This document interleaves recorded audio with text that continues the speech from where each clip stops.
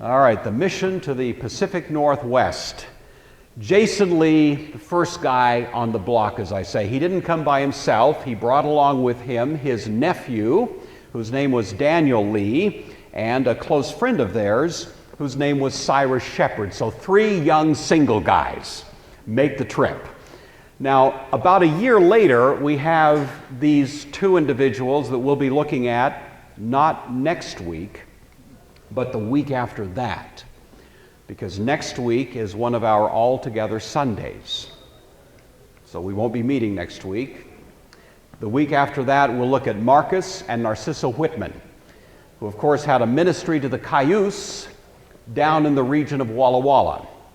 The week after that, we're going to be looking at Henry and Eliza Spaulding, who came out with the Whitmans. They all traveled together. They really were the first wagon train. Remember that show? Wagon, one of my favorites, you know. These guys invented the wagon train, just want you to know. So Henry and Eliza set up shop in what we now call Lapwai, Idaho, among the Nez Perce. So these are the original missionaries, Jason Lee, and then really just the following year, these 4, and then of course many others followed in their wake. But these are the ones we'll be focusing on. Jason Lee, good-looking guy, born in 1803. You can see that he died in 1845. He died at the age of 41. It was hard for these guys to get life insurance, if you catch my drift. This was a rough, hard, adventurous, and risky business, being a missionary in those days. But these men heard this call and believed that God was summoning them to the task.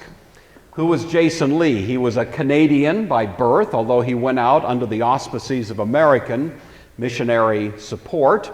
He was an original pioneer to the Pacific Northwest. He was the first of the so-called Oregon missionaries. Now, Oregon at that point stands for the whole Northwest. There's no Washington and Oregon or Idaho, as you know, but Oregon is the generic term for this entire region. He was in many ways responsible for triggering what came to be called Oregon fever, in which many people following in his wake came with, of course, many others. The Oregon Trail and so on became a famous access route from the east to the west. Jason Lee in some ways paved the trail. He founded the city that we know of as Salem, Oregon.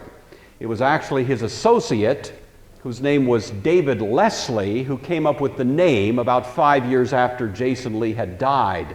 So it had gone by a different name, but the Reverend David Leslie thought, what better name to attach to this community than Shalom, that city of peace, that Hebrew word for peace, part of the word Jerusalem, Jerusalem. And so Salem, Oregon, to this day owes its name and is deeply rooted in that Christian heritage by which it was denominated. Jason Lee, beyond that, made an appeal to the United States government that this part of the continent should be claimed on behalf of the United States. And he, probably more than any other single person, was the persuasive voice that caused that to happen. He also, by the by, founded the institution that came to be called Willamette University. And this list could go on. I just want to give you a little sense of what this guy was able to accomplish in his relatively short life. He was born in Stansted, Quebec. He was the youngest of 15. I don't know how you make it the youngest of 15, but he did. That may be where some of his grit came from. His father died when he was only 5 years old. The family was sort of cast into this tumultuous circumstance, as you can imagine. So much so that Jason Lee, by the time he was 13, was living by himself, self-supporting at manual labor. So he had to grow up fast and grow up tough, and he was a fairly independent character even from his quite earliest days. This was a time in American and Eastern Canadian history called the Second Great Awakening. We've talked about the First Great Awakening, associated in the 1740s with Jonathan Edwards, George Whitefield, and others. That Great Awakening flowed very much out of the Reformation tradition. These guys were Calvinistic, And though they were evangelists, they were preaching very much from a Calvinistic perspective. They didn't see any conflict between a theology of Calvinism and an evangelistic ministry, and so that's the way it worked. Not so much with the Second Great Awakening. This was more Wesleyan, and you know Wesley objected to certain points of Calvinistic understanding. And so this kind of preaching, the Second Great Awakening, gave birth to what has come to be called revivalism. Revivalism is a genre of preaching that really does unabashedly appeal to the emotions, persuading people at the point of their emotion. And so it can be rather flamboyant, as you know, and at that time tended to be so. Nevertheless, there was a huge response to this kind of Wesleyan, revivalistic preaching that swept up and down, especially the New England states, and reached well into Canada. There were so many revivals over the years that this part of the country came to be called the burned over district. You ever heard that expression? So many revivals, so many fires of revival that eventually that was the term that was associated with it.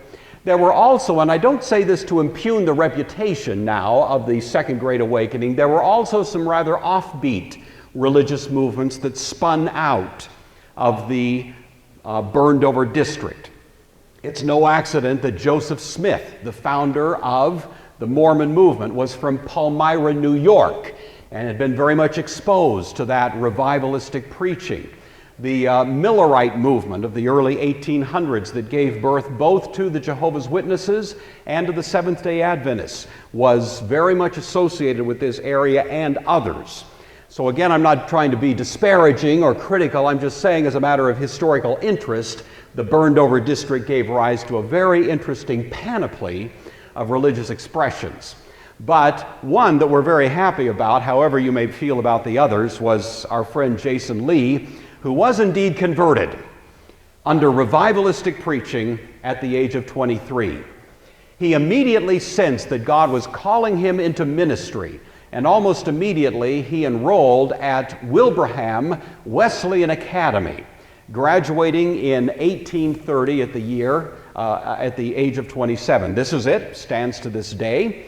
The Wesleyan Academy was founded originally in 1817 in Newmarket, New Hampshire. It moved to Wilbraham, Massachusetts in 1825. And as I say, Jason Lee attended there and graduated in 1830. While he was being instructed in Christian teaching while at the academy, he had a strong and distinct sense that God was calling him to a ministry among the Native Americans. It hadn't occurred to him that it would be Native Americans in the Pacific Northwest. It hadn't really occurred to anybody at that point, but there were certainly plenty of native population available that were closer to home, who nevertheless would be appropriate recipients of a missionary effort. And so that's kind of what was in his mind already. It was stirring in his soul even at that point. When he first graduated, just to kind of consolidate his resources, he became a minister back in Stansted, his hometown, and also a school teacher, and he began to prepare himself for a missionary career. He applied to the Wesleyan Missionary Society and was rejected. He was rejected partly because it was deemed to be he was too inexperienced, and he had apparently some health problems, and so for those and other reasons, they didn't deem him to be an appropriate candidate for missionary labor, and so he had to continue working at that point as a teacher. But you may recall it was in that very year, 1832, that our four Nez Perce Native American friends showed up in William Clark's office asking for what they call the White Man's Book of Heaven, or the White Man's Book of the Great Spirit. It goes by various terms, but clearly it seemed to be some kind of allusion to the Holy Scriptures. And that, whatever William Clark's response was a spark that just swept up and down the coast, as I've said. There was a sweeping appeal up and down the Christian world on the eastern side of the United States for an answer to what was called commonly the Macedonian Call of the native population out in the Northwest.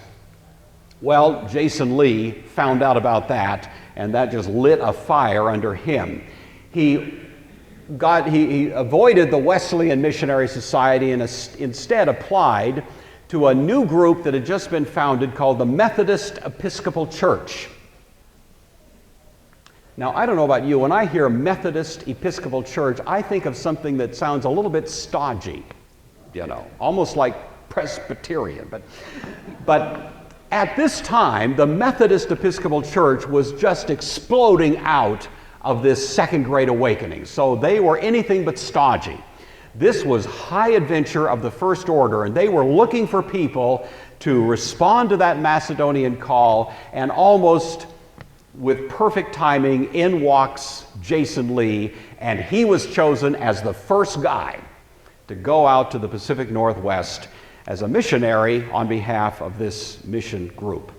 Well, once he knew that that was going to be his calling, his plan, then he chose his nephew, Daniel Lee, to come along with him, and also a close friend of theirs whose name was Cyrus Shepherd. So 3 young men, full of adventure, full of the zeal of answering this Macedonian call, are going to head off into the Northwest on that, for that reason. This is, by the way, this picture, the second one there is Daniel Lee, the nephew. Well, they couldn't go by themselves. They needed to go with someone who actually had a clue, how to get from here to there. And so they joined a mountain man band of guys that were working under a fellow named Nathaniel Wyeth, a tough, rough bunch. These mountain men tended to be that way. And they were going to be leaving Independence, Missouri, and heading out west beginning in 1834. So they had joined themselves with these individuals. Wyeth himself was less than enthusiastic about the whole project. He wasn't so sure that these young guys actually knew what they were getting into. And he wrote them a letter intended to kind of warn them, or at least give them a heads up, a kind of reality check as to what exactly they were going to be experiencing. Part of this letter read as follows. He said, this is Wyeth now, "A ship goes from London to the mouth of the Columbia River every year. A ship will go from Boston sometime between this and next September. Occasional parties cross the mountains from and to the U states." That was his abbreviation.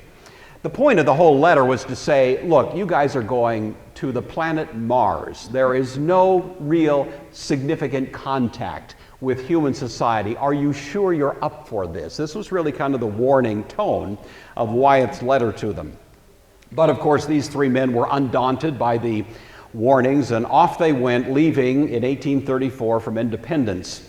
We have this interesting note from Daniel's journal, kind of a little description of a typical day. The grammar's not wonderful, but you'll get the feel for it.